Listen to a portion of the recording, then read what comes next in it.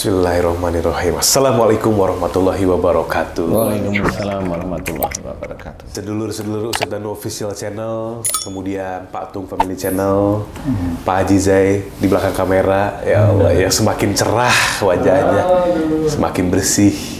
Kemudian juga ada Mas Al. Assalamualaikum Mas Al. Masya Allah, si gantengnya Pak Ustadz ya, Pak Ade ya. Kemudian juga ini ada istri saya, alhamdulillah. Saya ajak ke sini karena emang pengen ikut. Soalnya kemarin tinggal berapa hari saya syuting. Nanti sekarang pas saya mau ketemu Pak Ustadz, ikut dong gitu Pak Ustadz. Alhamdulillah. Terus alhamdulillah. Mudah-mudahan hari ini kita bisa membahas sesuatu yang insya Allah menjadi manfaat ya Pak Ustadz ya. Amin. Amin. Bukan hanya untuk kita ada di sini, tapi juga untuk semua sedulur-sedulur Ustadz Danu Official Channel semua, dan juga Pak Tung Family Channel nanti, dan semua yang menyaksikan video inilah, siapapun itu, mudah-mudahan kita bisa menjadi pribadi yang lebih baik lagi dengan tema yang akan kita bahas pada hari ini. Alhamdulillah. Sebelum Pak Ustadz, saya mau saling dulu lah. Ya Allah, Pak Ustadz sehat ya? Alhamdulillahirrahmanirrahim. Ini pembahasan kita hari ini adalah sesuatu yang sangat dekat dengan kita setiap saat, apalagi di agama kita itu agama Islam. Setiap kegiatan, setiap apapun yang kita lakukan, kita selalu melakukan hal ini, yaitu berdoa. Nah, ini mau masuk toilet ada doanya, mau makan ada doanya, setelah makan ada doanya, keluar dari toilet ada doanya. Apapun kegiatan kita selalu disertai dengan doa ya Pak Ustadz ya. Karena doa itulah senjata bagi orang muslim. Nah, tapi kali ini kita akan membahas sesuatu yang lebih daripada itu, bahwa memang ketika Pak Ustadz sering sekali menyampaikan sejak di siraman kolbu maupun ketika kita berbincang lewat vlog seperti ini, bahwa Allah akan mengabulkan doa orang yang beriman serta mengerjakan amal soleh. Ya Pak Ustadz ya? Nah, sekarang Bobi mau nanya pertanyaan pertama sama Pak Ustadz sebelum kita terus lanjut nih, sebagai pembuka juga dari Pak Ustadz, bahwa ketika seseorang itu berdoa Pak Ustadz, dia berdoa karena menginginkan sesuatu, atau mungkin doa untuk ya kemaslahatan dirinya maupun keluarganya gitu Pak Ustadz ya. Ketika memang doanya itu terkabul gitu Pak Ustadz, orang itu berdoa sungguh-sungguh kemudian dikabul, misalkan doanya tuh ingin kehidupannya diangkat derajatnya oleh Allah Subhanahu wa Ta'ala. Nah, kemudian terkabulnya doa tersebut tidak jauh ketika orang itu berdoa. Misalkan dia berdoa hari ini sungguh-sungguh kepada Allah, kemudian besoknya Allah memberikan rezeki yang tidak disangka-sangka. Kemudian orang itu berpikir bahwa alhamdulillah doa saya terkabul. Nah, pertanyaannya, bolehkah orang itu merasa bahwa doanya itu dikabulkan atas permintaan dia, atas doanya dia, atau baiknya sebagai seorang muslim seperti apa menyikapi ketika doanya dikabulkan? Silakan Pak Ustadz. Bismillahirrahmanirrahim. Assalamualaikum warahmatullahi wabarakatuh. Waalaikumsalam. Amin, amin, amin ya rabbal alamin. Alhamdulillah Mas Bobi, terima kasih. Jadi sebenarnya memang Allah sudah memberikan catatan di dalam Quran surah ayat 26 tersebut itu menjadi acuan kita untuk berpikir sebenarnya. Jadi Allah akan mengabulkan doa, dan Allah akan mengabulkan doa orang yang beriman, kuat sekali imannya, dan juga mengerjakan amal soleh. Wa yastajibul ladzina amanu wa amilus sholihat. Jadi di titik ini sebenarnya tidak semua orang yang beriman dan beramal soleh doanya langsung dikabulkan, tidak seperti itu. Kadang dikabulkan langsung bisa, kadang butuh waktu 1 bulan, 1 tahun, 10 tahun, tergantung Allah. Nah, catatan yang orang yang beriman dulu ini sama beramal soleh itu adalah, kalaupun dia dikabulkan doanya langsung, apa yang terucap di dalam mulutnya, lisannya, kemudian apa yang terucap setelah doa itu terjadi seminggu, 1 bulan, 1 tahun, 5 tahun dari doanya itu. Kalau seorang yang beriman dan mengerjakan amal soleh, itu dianggap bertakwa kepada Allah Ta'ala, benar. suatu saat dia berdoa, ini ambil suatu keadaan aja ya, dia berdoa dikabulkan. Nah, pada saat dia dikabulkan, dia mengucap, doa saya ini memang sekedar kewajiban saya sebagai seorang Islam yang harus berdoa kepada Allah Ta'ala. Jadi saya berdoa, dan kalau saat ini dikabulkan oleh Allah Ta'ala, ini hanya bonus. Dan yang jelas dikabulkan doa ini tidak lebih, malah menambah ujian bagi saya.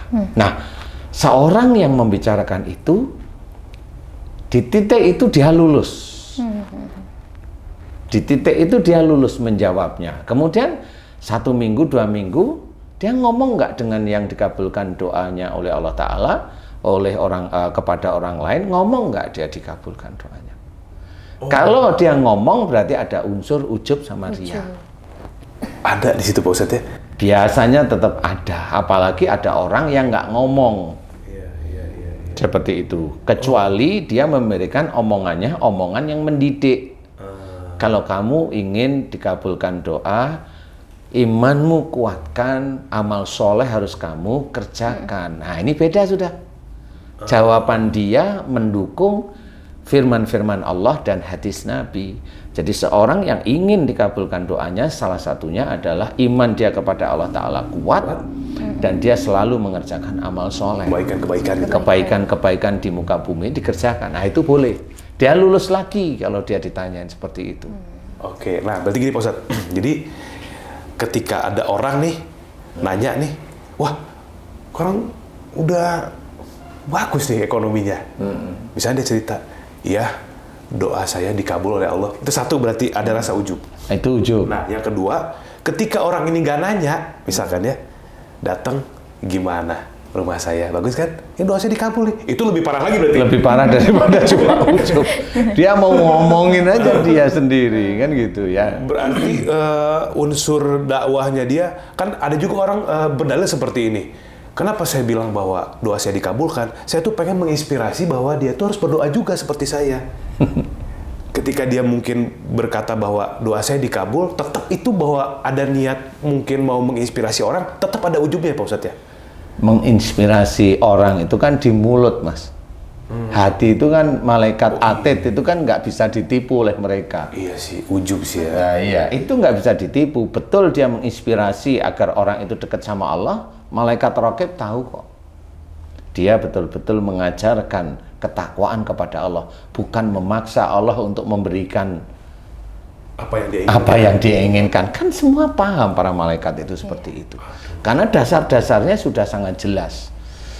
Makanya kalau doa itu bagaimana? Kalaupun mamanya tadi ini kan belum selesai nih, ada orang yang dia imannya cukup bagus, kemudian amal solehnya bagus. Pada saat dia minta lagi belum dikabulkan, minta lagi belum dikabulkan, minta 1 bulan, 1 tahun, 2 tahun, 5 tahun, 10 tahun belum dikabulkan, dia tidak pernah ngeluh dengan belum dikabulkan. Itu para malaikat itu sudah tersenyum. Dia tidak mengeluh, dia hanya doa aja. Doa itu diserahin sama Allah. Karena apa? Allah yang maha mengetahui kapan doa itu mau diberikan atau dikabulkan oleh Allah Ta'ala. Dia tahu Allah itu akan memberikan kapan. Jadi dia hanya berdoa aja biasa. Nah, itulah orang yang tawadu, rendah hati. Dia tidak protes kepada Allah Ta'ala. Bukan, beda lagi dengan orang, bedanya apa? Orang yang berdoa sepertinya menyuruh Allah, memaksa Allah untuk memberikan agar doanya dia dikabulkan. Kan beda nih. Nah, orang yang beriman, beramal soleh, yang bertakwa kepada Allah Ta'ala tahu kalau memang doanya ini dia merasa memang belum dikabulkan. Belum. Doa yang memaksa itu seperti apa contohnya Pak Ustadz? Doa yang memaksa kepada Allah Ta'ala itu umpamanya, ya Allah kabulkan doaku, aku pengen ini, nanti aku sedekah, itu kan memaksa.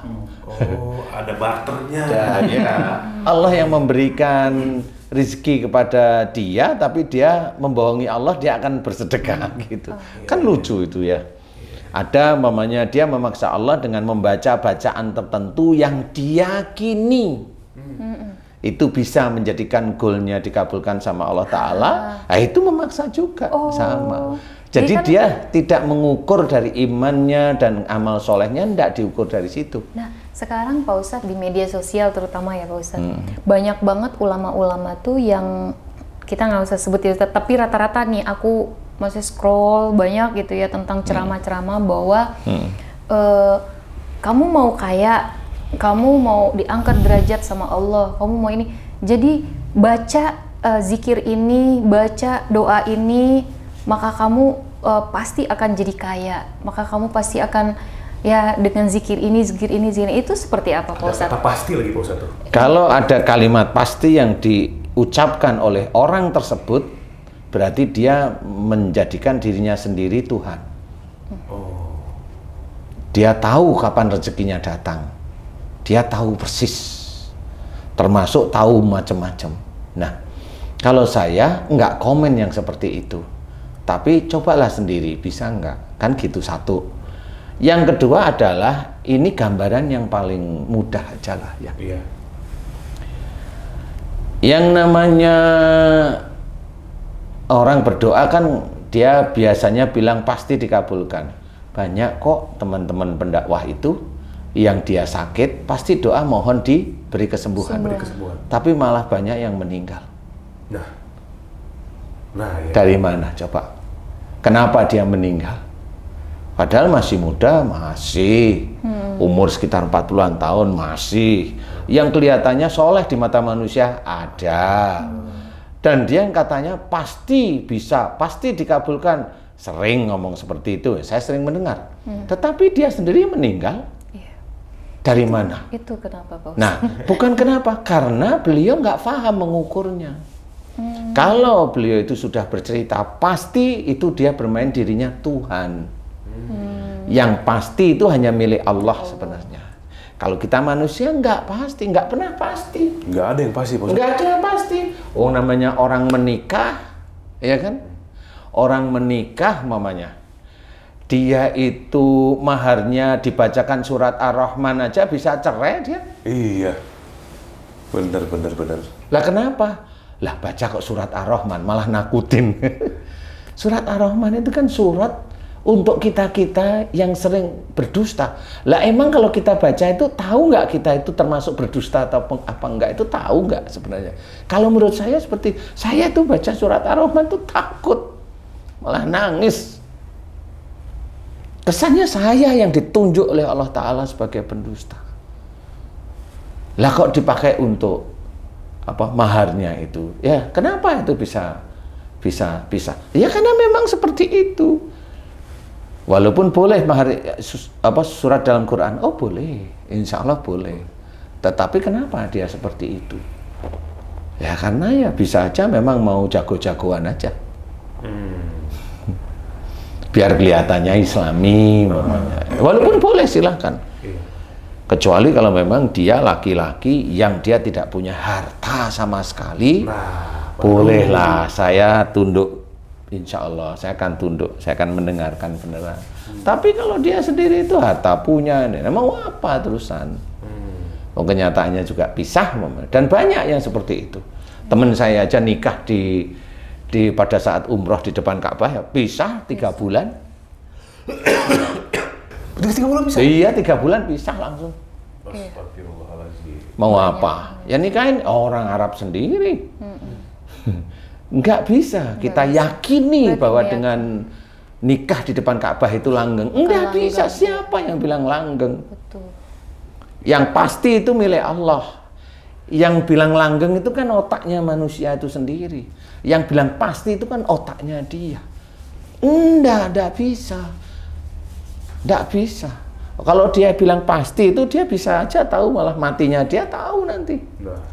Enggak ada yang bisa pasti. Mungkin dia ini kali Pak Ustadz, sesuai pengalaman dia melakukan itu, tiba-tiba doanya dikabul gitu. Boleh pengalaman, tapi saya akan cerita. Di titik pengalaman itu yang dia ceritakan apa? Allah Maha Pengasih atau sebenarnya dia itu diberikan istijraj oleh Allah Ta'ala. Nggak akan tahu setelah dia itu diberikan oleh Allah Ta'ala, doanya dikabulkan, walaupun dia itu seorang pendakwah, dikabulkan, kemudian dia ngomong ngalor ngidul, itu kan ujub riya sudah muncul. Dari mana? Itu dia sudah kecentang sama atlet terus-menerus akhirnya. Yang dia omongkan bukan tawaduknya dia kepada Allah Ta'ala, tetapi malah ujubnya dimuncul, nih aku baca ini, nih aku baca ini, baca. Dibaca ini ya belum ada yang dikabulkan, belum tentu kok. Berarti pada dasarnya memang ketika memang Allah mengabulkan itu, kita justru harus waspada ya Pak Ustadz ya. Dalam arti, ya Allah, seperti yang Pak Ustadz bilang tadi, berarti kita bersyukur, kemudian setelah bersyukur, berdoa bahwa ya Allah, ini adalah bonus. Karena dari ayat yang tadi Pak Ustadz, Allah akan mengabulkan doa orang yang beriman serta mengerjakan amal soleh. Jadi ketika orang itu dikabulkan, ada itu seperti menjadi tolak ukur. Wah, kayaknya iman naik nih, gitu Pak Ustadz. Kayaknya iman udah mulai bagus nih. Terus, nah itu kan sudah ada prasangka, ada ujub sendiri sebenarnya. Padahal iman kita juga nggak tahu. Tapi Pak Ustadz, kalau misalkan orang berdoa kan ada nih dalam beberapa hadis kan orang yang Allah kabul itu doanya pada saat orang itu berpuasa. Karena mungkin dia dalam keadaan suci atau Allah alam ya Pak Ustadz. Tapi saya pernah dengar katanya orang yang berpuasa itu doanya senantiasa Allah kabul gitu. Makanya banyak kan di bulan Ramadan itu kita melihat rezeki-rezeki orang tuh pada saat bulan Ramadan itu kan yang tadinya nggak ada, yang biasa-biasa saja jadi bagus, jadi banyak gitu. Apakah itu salah satu bentuk dari doa mereka yang orang-orang yang berpuasa atau gimana? Yang dimudahkan untuk terkabul gitu Pak Ustadz. Iya, sebenarnya bisa seperti itu. Intinya itu sebenarnya begini loh. Doa orang berpuasa itu orangnya berpuasa nih. Puasanya harus niatnya lillahi ta'ala. Kemudian pada saat dia berdoa, dan yang harus diingat itu doanya walaupun itu untuk dunia, tetapi untuk meningkatkan akhiratnya, untuk meningkatkan imannya, untuk meningkatkan amal solehnya. Kan harusnya seperti itu. Tapi kalau dia itu berpuasa, di mana puasanya itu untuk menjadikan doa dia terkabul dan urusannya dunia, bisa nggak kira-kira berpikir? Bisa nggak kira-kira? Itu puasanya bisa masuk besok itu menjadi amal soleh di akhirat, atau pahala besok apa enggak? Atau memang hanya dipergunakan untuk di dunianya karena memang dia hanya meminta dunianya. Padahal kalau memang seorang meminta dunianya, bisa aja diberikan oleh Allah Ta'ala sebagian di dunia, tapi nanti di akhirat dimasukkan neraka. Itu jelas kok ayatnya. Nah, orang belum paham bahwa kalau dia minta dunia itu harusnya untuk meningkatkan imannya kepada Allah Ta'ala, ketakwaannya kepada Allah Ta'ala. Nah, kan rata-rata manusia itu berdoa kan untuk dunianya aja. Nggak usah yang berdoa kepada Allah Ta'ala. Lah yang orang-orang yang non-muslim itu berdoa nggak berdoa aja ya kaya banyak. Kan harus berpikir begitu. Nah, itu berpikir begitu. Itu orang itu kaya, orang kaya, ini kaya. Dia tanya muslim enggak? Enggak. Yang muslim ada, tapi dilihat aja sehari-hari. Kalau dia memang mencerminkan dirinya seorang yang iman kepada Allah Ta'ala kuat, bisa dilihat kok. Kalau dia memang tidak begitu kuat, tetapi dia itu hartanya dilimpahkan, ya bisa aja itu istijrat. Enggak perlu kita itu menginginkan hal-hal seperti itu. Berarti ketika pun dikabulkan, ya intinya gini ya Pak Ustadz, kalau saya dengar dari Pak Ustadz tadi itu semuanya itu ujian ya. Iya. Dikabulkannya doa itu ya ujian. Mau apa habis itu? Mau apa habis itu? Mau jadi sombong, mau jadi ujub, atau mau jadi lebih bertawadu lagi, bahwa ini adalah kasih sayangnya Allah begitu Pak Ustadz ya. Bukan dari keimanan saya, karena kita juga nggak pernah tahu keimanan itu sejauh mana. Memang, makanya yang harus kita lihat itu. Jadi kalau Allah mau mengabulkan doa orang yang beriman beramal soleh, ini beda, doanya beda nih. Biasanya orang yang bertakwa kepada Allah itu malah tahu dia nggak meminta dunianya malahan. Yang dia mohonkan itu malah akhiratnya semua. Kenapa dia tahu? Dia nggak meminta dunia. Karena dia tahu Allah itu yang maha mengatur rezeki. Dan dia cari akhiratnya beneran. Akhirat itu gimana? Bukan hanya sholat aja, bukan hanya baca Quran, bukan. Akhirat itu adalah di mana orang tersebut menjalankan kehidupan sehari-hari di dunia, semuanya didasarkan lillahi ta'ala. Didasarkan dengan syariat-syariat Islam. Bekerja, bismillah. Kemudian pada saat bekerja, dia berbenturan dengan temennya, ada marah, dia harusnya diuji dengan temennya, marah enggak. Kalau dia tahu ini ujian nih dalam saya bekerja, dia nggak marah, senyum-senyum aja, dikerjain sama temennya. Dan itu kan dalam bekerja kan begitu. Iya kalau cuma temennya, kalau Mas Bobi ketemu dengan artis yang selengean, diuji. Diuji, bagaimana dalam bekerja itu diuji? Ya diuji. Mau iseng tanya nomor WA-nya, bisa. Orang istrinya juga nggak ikut, kan gitu. Loh kan bisa aja. Ya kan? Bisa hanya nulis, kemudian lihat, ngomong, taruh tulisannya biar dia ambil, nggak tahu, dia ninggal nomor teleponnya, bisa aja semuanya. Itu kan ujian. Bisa nggak dia menyelesaikan dengan syariat agama kita? Ya itu ujian. Nah di titik itulah kenapa kamu nggak mau tergoda dengan dia. Dia itu kacau, masalahnya begini-begini. Terus saya nggak mau, kalau memang di dalam frame sih saya biasa aja, memang enjoy, saya disuruh seperti itu. Nanti kalau momennya di luar frame, ya saya berusaha menjaga agar saya tidak hanyut. Itu boleh. Kenapa kamu begitu? Istri saya itu sayang sama saya, karena pernikahan saya itu lillahi ta'ala, saya juga berusaha menjaga. Loh, itu kan jawaban orang yang nunduk. Karena tahu diuji oleh Allah Ta'ala, Mas Bobi umpamanya, di pekerjaan tersebut dengan orang-orang, umpamanya di titik itu ada orang yang memang agak-agak dikit selengean lah gitu ya.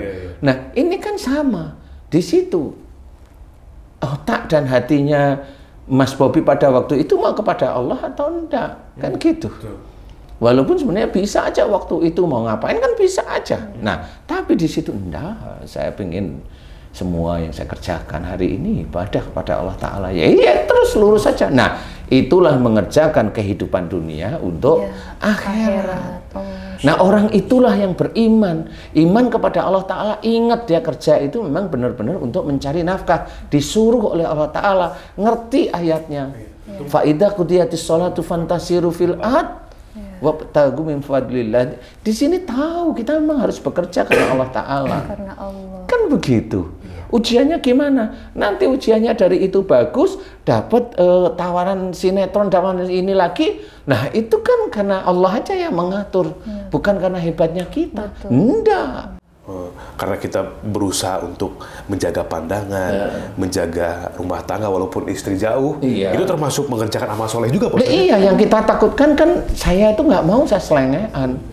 Kan seperti itu. Nah itu untuk mencari akhirat. Nah akhirat itu seperti itu, bukan cuma sholat aja. Lah orang sholat itu bisa aja dia ujub kok. Kalau dia itu hobinya sholat, gimana? Kamu itu nggak pernah sholat, nggak ini, nggak. Maksudnya apa? Maksudnya apa ngomong seperti itu? Bahwa kamu itu Islam sholat.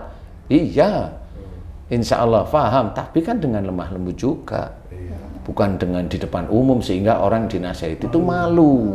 Loh itu kan dia keluar dari syariat, dari hadis Nabi. Nggak bisa seperti itu.